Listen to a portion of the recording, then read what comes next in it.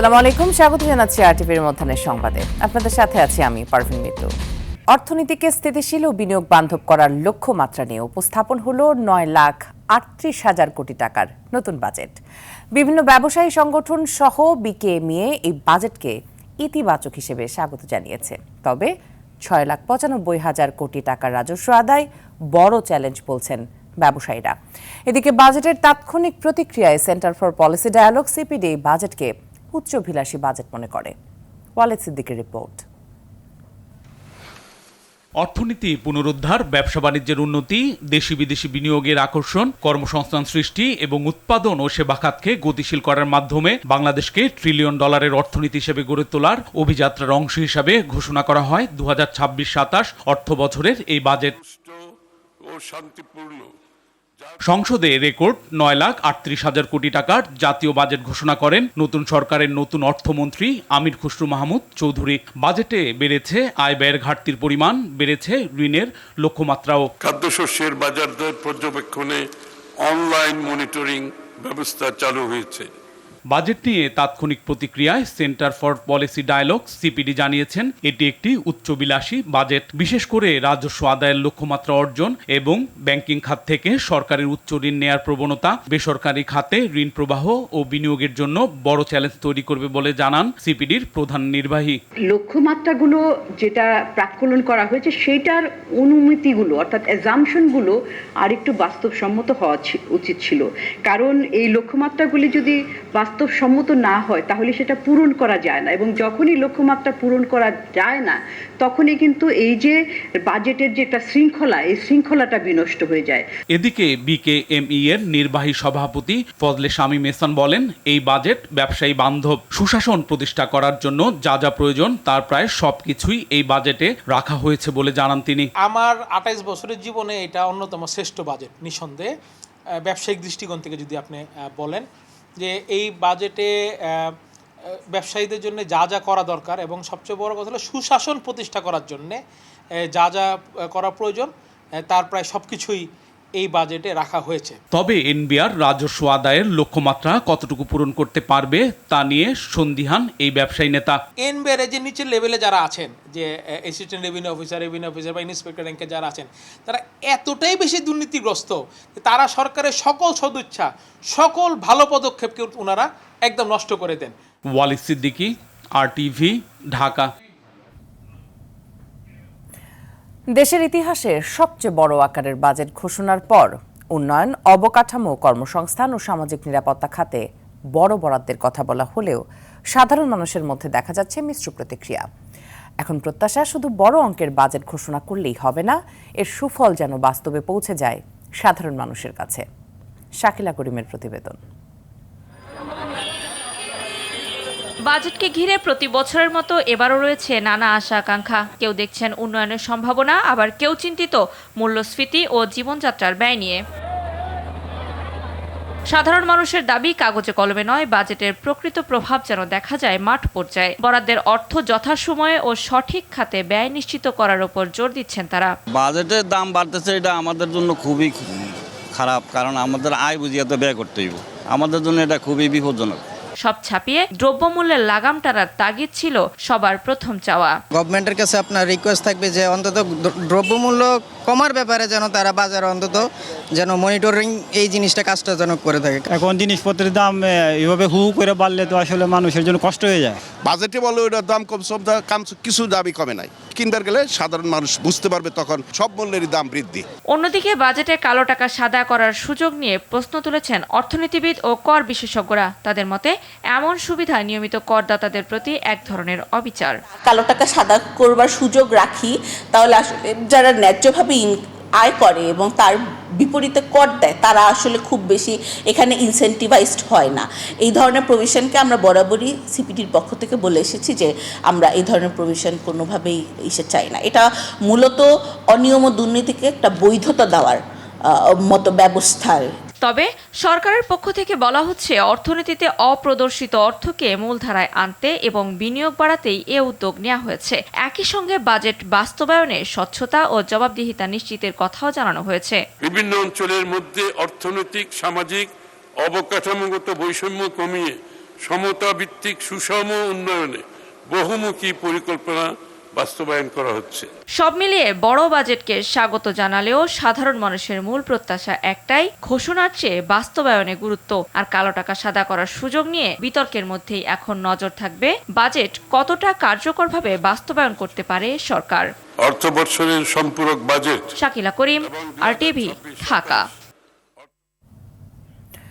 2026-27 অর্থ বছরের প্রস্তাবিত বাজেটে রাজস্ব আহরণ সহ বেশ কিছু নির্ধারিত লক্ষ্যমাত্রা আরেকটু বাস্তবসম্মত হওয়া উচিত ছিল বলে মনে করে বেসরকারি গবেষণা সংস্থা Centre for Policy Dialogue CPD.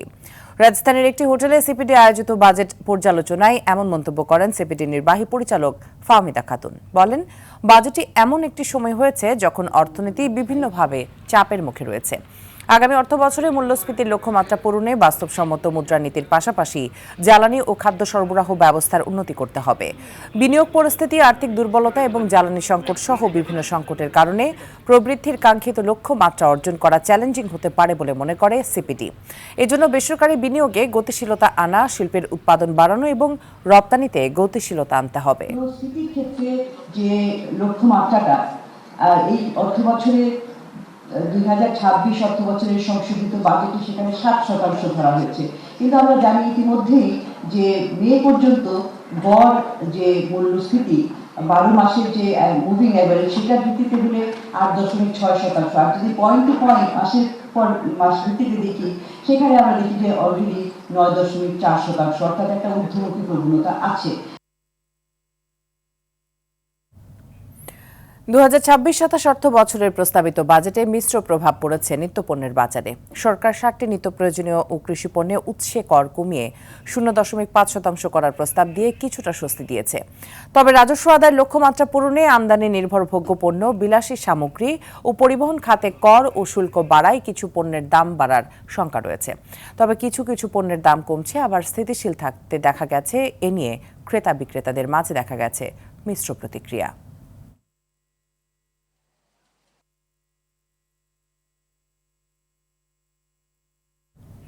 দর্শক, এই বিষয়ে রাজধানী কারণ বাজার থেকে সরাসরি যুক্ত হচ্ছেন সহকর্মী অভি আরিফ। অভি, প্রস্তাবিত বাজেটে নিত্যপণ্যে কতটুকু ইতিবাচক প্রভাব পড়েছে, আর গত সপ্তাহের তুলনায় মূল পণ্যের দাম কতটা বেড়েছে বা কমেছে জানাবেন। মিতু, আপনি জানেন যে বাজেট প্রস্তাবনার পরপরই কিন্তু জনগণের মাঝে বেশ কিছু উদ্বেগ, উৎকণ্ঠা বিরাজমান থাকে, যে বিশেষ করে দাম উঠানামা নিয়ে মানুষ শঙ্কিত থাকে। তো সেই জায়গা থেকে আমরা আজকে রাজধানীর কারণ বাজার থেকে যে সরজমিনে যেটা দেখেছি যে আসলে কিছু কিছু পণ্যের মান, দাম বিশেষ করে উঠেছে এবং নেমেছে, কিছু কিছু আবার স্থিতিশীল ছিল। এবং সেই জায়গা থেকে আমরা একটু যদি জানিয়ে রাখতে চাই, বিশেষ করে নিত্য প্রয়োজনীয় পণ্যের মধ্যে আমরা যদি একটু জানিয়ে রাখতে চাই যে চাল, ডাল বা ভোজ্য তেল এবং ডাল সহ বেশ কিছু পণ্য কিন্তু আগের মতোই এখনো স্থিতিশীল অবস্থায় রয়েছে। পণ্যের যেই দামের বিষয়টা একটু যদি একজন ক্রেতার সাথে একটু কথা বলে জানার চেষ্টা করবো তারা আসলে কেমন দেখছেন আসলে আজকের বাজারের পরিস্থিতি। একটু আপনার কাছে জানতে চাইবো যে আপনি তো বাজার করতে এসেছেন, গত সপ্তাহ এবং এই সপ্তাহের ব্যবধানে দামের কোনো ফারাক রয়েছে কিনা? হ্যাঁ, তেলের দাম বাড়ছে। কেমন দেখেছেন এবং কেমন দেখছেন? আমি এখনো নিচ্ছি, কিন্তু তেলের দাম বাড়ছে এটা শুনলাম। আমি পুরো মাসের বাজার করেছি, আগে থেকে একটু বাড়ছে। একটু কেন বাড়ছে বলে মনে করেন? আমার তো মনে হয় যেটা হয় বাজেট হওয়ার আগেই তো দাম বেড়ে যায়, মানে এখনো বাজেট হয়ই নাই কিন্তু দাম বাড়িয়ে দিচ্ছে, কোম্পানিগুলো দাম বাড়িয়ে দিচ্ছে। একজন বিক্রেতার সাথে একটু কথা বলার চেষ্টা করব। ভাই, একটু আসবেন, একটু আমাদেরকে জানাবেন যে আসলে এই সপ্তাহে, ভাইয়া একটু লাইভে আছে, একটু বলবেন যে আসলে এই সপ্তাহে আসলে বাজারে আপনাদের দ্রব্যমূল্যের দাম কি পরিবর্তন হয়েছে কিনা, বাজেটকে কেন? এখানে সবকিছু বাজেটের আগে বাড়াই যায়। কোন কোম্পানি কোন মাল বাড়বো, বাজেট জনগণ জানার আগে কোম্পানির আগে জেনে যায়। কোম্পানির আগে বাড়াই দিলাম, চিনির দাম, চাউলের দাম, রাইস ব্র্যান্ড অয়েলের দাম, এগুলো এরা আগে বাড়াই দিছে। এখন হয়তো যদি কমায়, যদি কম বাড়ছে 20 টাকা, কমাবো 2 টাকা বলছে কমাইছে। দেশের সিস্টেম এরকম, বাড়াইবো 20 টাকা, সরকারের পরে কমাইবো 5 টাকা, তো জনগণ মনে করে কমছে, কিন্তু আগে বাড়া হয়েছে 20 টাকা। বলেছেন যে ভোজ্য তেলের দাম। আরিফ, আপনার সঙ্গে থাকুন, প্রয়োজনে আমরা আবার আপনার সাথে যোগাযোগ করব। চলে যাচ্ছি পরের সংবাদে। খাল খনন কর্মসূচিতে অংশ নিতে শনিবার কক্সবাজার যাচ্ছেন প্রধানমন্ত্রী তারেক রহমান। এর জন্য পর্যটন এই শহরে চলছে ব্যাপক প্রস্তুতি। দলীয় নেতাকর্মী সহ স্থানীয়দের মাঝে বিরাজ করছে ব্যাপক উৎসাহ উদ্দীপনা। সফরে পাতলিঘাট পুনর্খনন, বৃক্ষরোপণ উদ্বোধন সহ বিভিন্ন কর্মসূচিতে অংশ নেবেন প্রধানমন্ত্রী। কক্সবাজার থেকে সাইফুর রহিম শাহিনের পাঠানো তথ্যচিত্রে আরও জানাচ্ছেন সুলাইমান কবির। দেশের দায়িত্বভার গ্রহণের 4 মাসের মাথায় শনিবার পর্যটন রাজধানী খ্যাত কক্সবাজার সফরে যাচ্ছেন প্রধানমন্ত্রী তারেক রহমান। ঢাকা থেকে আকাশপথে রওনা দিয়ে সকাল 10টায় কক্সবাজার বিমানবন্দরে পৌঁছাবেন তিনি। সফরের শুরুতে সদর উপজেলার পাতলি খাল পুনর্খনন প্রকল্পের উদ্বোধন করবেন প্রধানমন্ত্রী তারেক রহমান। পরে চকরিয়ার ডোলাহাজারা সাফারি পার্কে বৃক্ষরোপণ ও পেকুয়া পৌরসভার উদ্বোধন করবেন তিনি। এছাড়া জুলাই শহীদ ওয়াসিমের কবর জিয়ারত সহ বিভিন্ন কর্মসূচিতে অংশ নেবেন প্রধানমন্ত্রী। বিকেলে চকরিয়া পৌর বাস টার্মিনাল মাঠে জনসভায় অংশ নেবেন সরকার প্রধান। সবশেষ কক্সবাজারের মেরিন ড্রাইভ সড়ক ও সমুদ্র সৈকত পরিদর্শন করবেন তিনি। তার এ সফর ঘিরে উচ্ছ্বসিত কক্সবাজারবাসী। আমরা পিএমখালীবাসী খুবই প্রত্যাশা করি সেখানে প্রেসিডেন্ট জিয়াউর রহমানের নামে একটি স্মৃতিফলক হবে। মাননীয় প্রধানমন্ত্রীর কাছে আমাদের একটাই চাওয়া, কক্সবাজারের মাদক ও চোরাচালান বন্ধে মায়ানমার সীমান্তে নজরদারি কঠোরভাবে বাড়ানো। মাননীয় প্রধানমন্ত্রীর কাছে আমাদের আহ্বান, আমরা যেন কক্সবাজার পৌরসভাকে সিটি কর্পোরেশনে উন্নীত করা হোক। সরকার ও দলীয় প্রধানের এ সফর সফল করতে কাজ করছেন দলীয় নেতাকর্মীরা। কক্সবাজারের মানুষের চাওয়া পাওয়া পূরণে প্রধানমন্ত্রীর এ সফর গুরুত্বপূর্ণ ভূমিকা রাখবে বলে প্রত্যাশা তাদের। এইখানে পর্যটন খাতে দেশি বিদেশি বিনিয়োগকারীরা বিনিয়োগ করতে চায়, কিন্তু অনেক রকম বাধা আছে।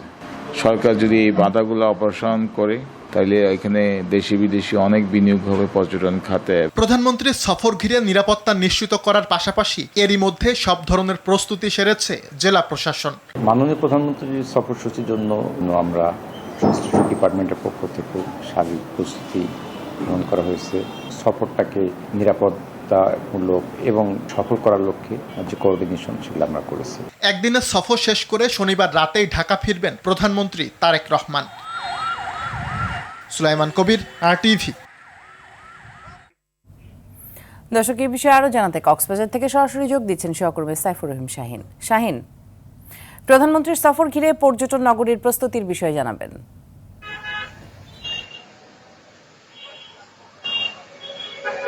হ্যাঁ, মৃত প্রধানমন্ত্রী আগামীকাল সকাল 10টায় কক্সবাজার বিমানবন্দরে অবতরণ করবেন।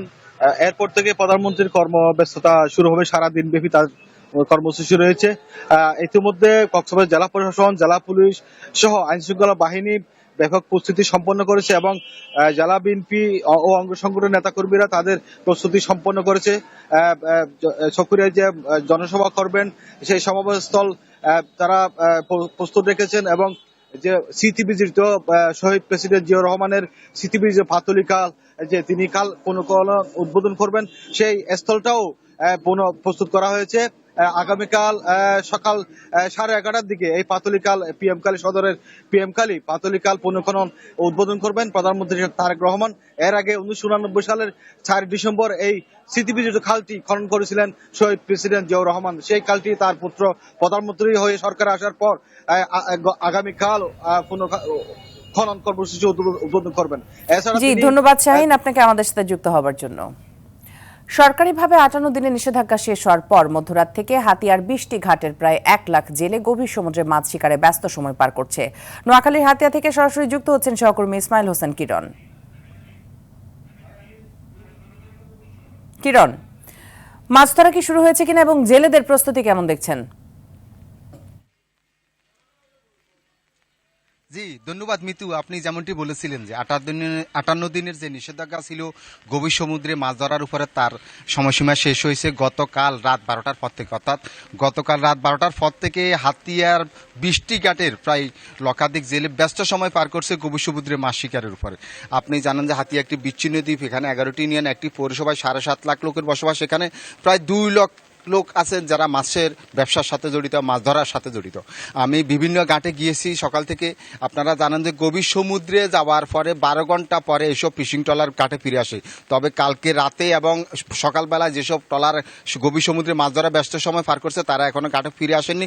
তাতে করে তাদের জালে কি পরিমাণ মাছ ধরা যাচ্ছে পড়ছে তা এখনো জানা সম্ভব হয়নি। আমি বিভিন্ন ঘাটে গিয়েছি, এই মুহূর্তে আছি আমি হাতিয়া সূর্যমুখী ঘাটে। এখানে ব্যবসায়ীরা তাদের ব্যবসা প্রতিষ্ঠান এবং মাছ কিনার যেই বাক্স আছে সেটি পরিষ্কার পরিচ্ছন্ন করে সম্পূর্ণ প্রস্তুতি নিয়ে তারা বসে আছে। তারা আমাকে বলছেন যে বিকাল নাগাদ গভীর সমুদ্র থেকে এবং কাছাকাছি সমুদ্র থেকে বিশেষ সব মাছ ধরার ট্রলার ফিরে আসবে, সেই সব ট্রলারে পাওয়া মাছ তারা বিক্রি করবেন এবং তারা এই জন্য সকল ধরনের প্রস্তুতি সেরে নিয়েছেন। তবে ধন্যবাদ আপনাকে।